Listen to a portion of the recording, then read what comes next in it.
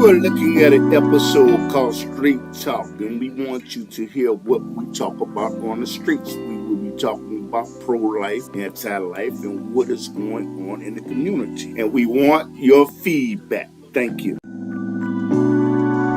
Hey, you mentioned Dr. Karinga.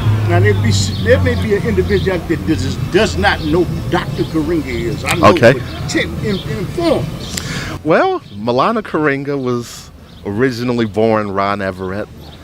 I don't quite remember what state he was born in, but I know I think it was California, right? And in the mid '60s, they had what white historians call the Watts riots, but those of us who are conscious, we call it the Watts Rebellion, because the black population rose up as a result of police brutality, rampant discrimination, and just being forced to live in conditions of poverty. You know, these were things that was going on even back in the 1960s.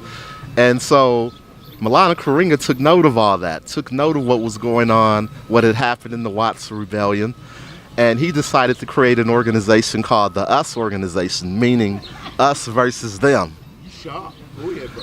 And he began to incorporate a series of African principles that he had adopted from the Swahili culture of East Africa, which he called Kawaida.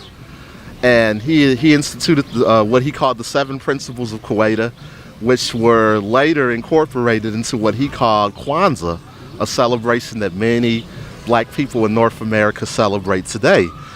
You know, he never intended to really build a mass movement the way Marcus Garvey did. He wanted to build a cadre that would spread this kind of African-centered knowledge to all the black communities in North America. And for the most part, even though he had a lot of government intimidation, infiltration, you know, they came at him the same way they came at the Black Panther Party. They tried to play the two organizations against one another. You know, create COINTELPRO, create violence.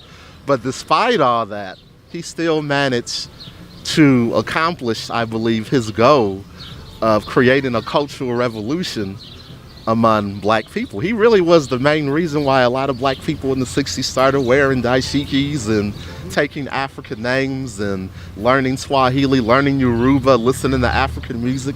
He was promoting the idea that we are not disconnected from our African ancestors and our African brothers and sisters. Despite the 400 years that we went through of slavery and oppression, we still have a lot of those African values within us.